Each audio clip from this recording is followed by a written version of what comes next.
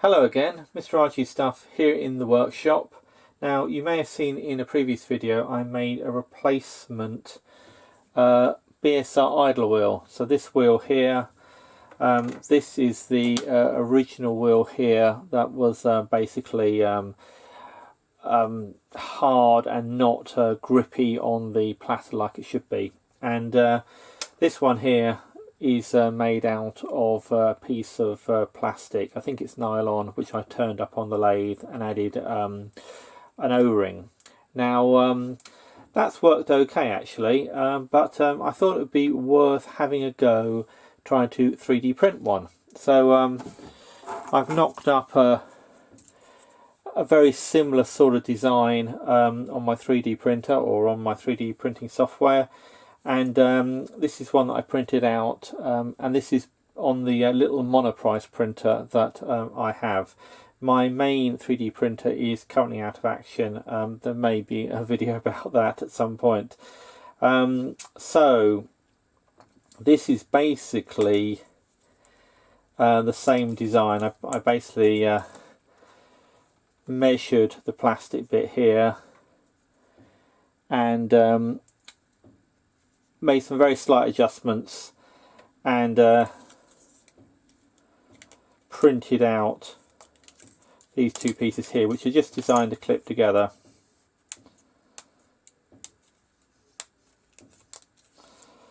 So if we just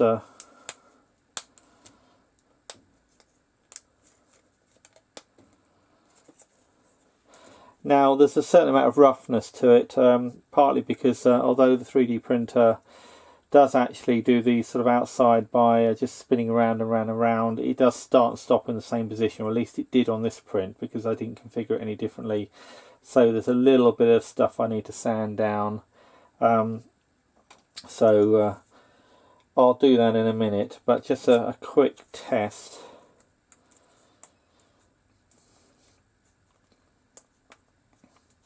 On the face of it, that's pretty similar. So I don't spend a lot of money on sandpaper. I tend to just buy the cheap stuff in the pound shops. So this is, I think, the finest grade I've got. It's marked P150. I'm not sure if that's a internationally recognised designation. So this is a bit, I think this is the same grade as well. It feels the same. So I'm just going to clean up the edges very slightly and clean up the sort of rough spot where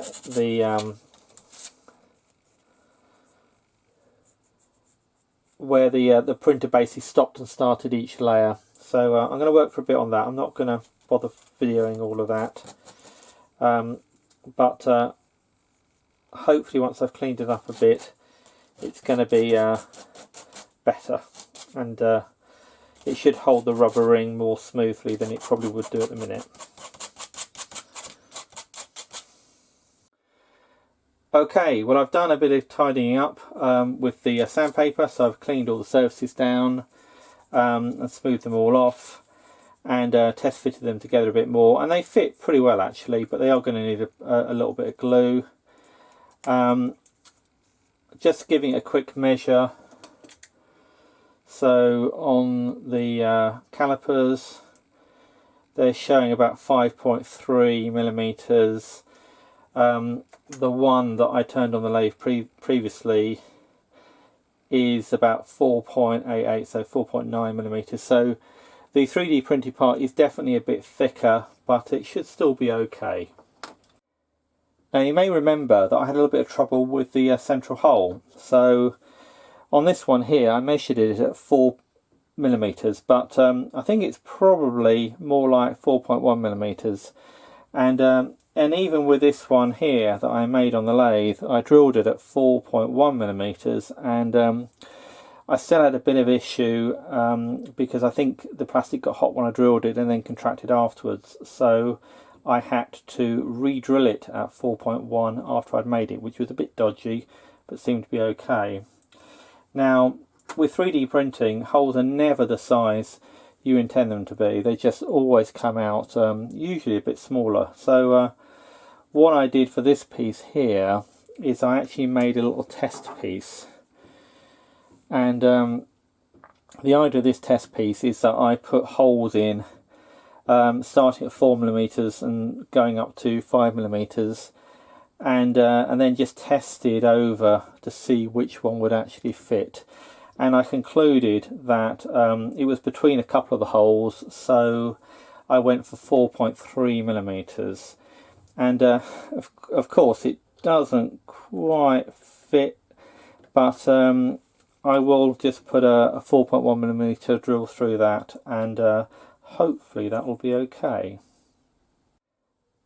Now what I can try is putting the rubber O-ring on the 3D printed part, and if I just quickly measure that, you can see that it's just shy of 40mm, so that's 39.58, and the actual original idler wheel is a very similar diameter. I think normally the idler wheel is supposed to be 40mm, and certainly when I used this idler wheel with the rubber ring on, it came out at slightly over 40mm, which seemed to work just fine. Now I don't believe that the diameter of the idler wheel has much effect on the speed of the turntable. Now obviously it has to be within certain limitations, or else it isn't going to fit and it'll just jam up this mechanism. But the actual speed of the turntable is related to the diameter of the motor pulley and the diameter of the platter, or the bit of the platter that it runs on. The diameter of the idler wheel is not part of that equation. Now one thing that is probably worth noting is that depending on the diameter of the idler wheel, the tension on this spring here will be different, and I know that in order to make slight speed adjustments on the Phillips deck in my Phillips radiogram, you do actually adjust the tension of the spring. So it's possible that slightly different size idler wheels do actually give slightly different speeds, and certainly from my previous video that does seem to be the case. And I suspect it's to do with how much this spring is, or how tightly this spring is pulling the idler wheel against the rim of the platter. And actually probably by loosening or tightening this spring I could make minor adjustments, but to be honest I haven't yet looked into or figured out how to make minor speed adjustments on a BSR deck. Okay, so I've fitted the idler wheel now. I used a bit of super glue to glue the tops together, and I put the rubber ring on. It's there. I also needed an extra washer in there as well, because the dish on the top is a bit deeper. There's a bit of wobble. I cleared it out with a 4mm and then a 4.1mm drill, but clearly it could do with a tighter fitting or a better fitting hole. And also that's just a PLA, so that's just basically a 3D printed PLA hole running on a metal shaft as a bearing, which is not going to be as good as the original one, which was bronze or a brass bushing, or even the nylon one that that I turned up on the lathe. So if I started up at 33 RPM, that's the only speed it will run without the platter fitted.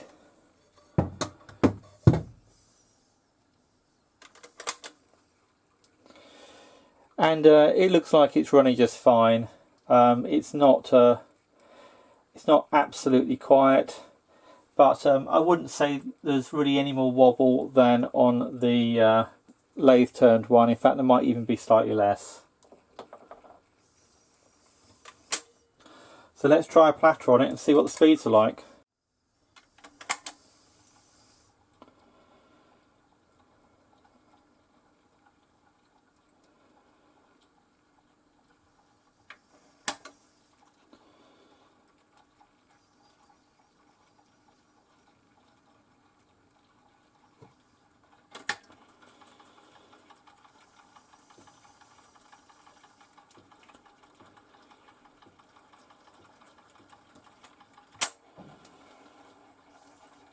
We can't really argue with that. The speeds are all pretty much spot on.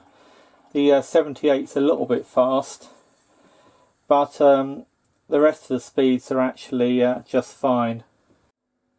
But of course, what you really want to know is, what does it sound like?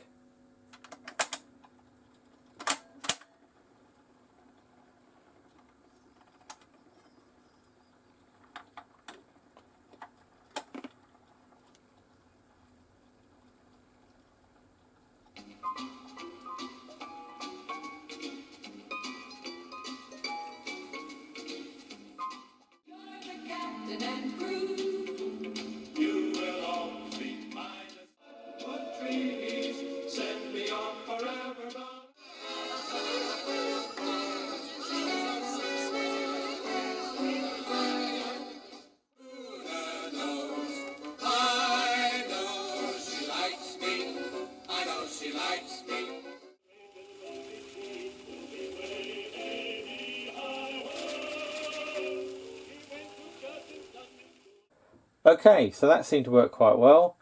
In fact, I'm quite surprised at how well the 3D printed idler wheel seems to work. I think inherently the one I did on the lathe should be better, because the lathe is going to get things rounder, and also the material that it's made out of, being I think nylon, is going to be better as a sort of bearing, as a plain bearing, than the PLA that the idler wheel that I 3D printed is made out of. However, there's no doubt about it that the 3D printed idler wheel was quicker and easier to make than the one on the lathe. So I think it's going to be worth having another look at in the future. Okay, so that's it for now. Thanks for watching, and if you have enjoyed this video, please subscribe to Mr. RG Stuff. Thank you.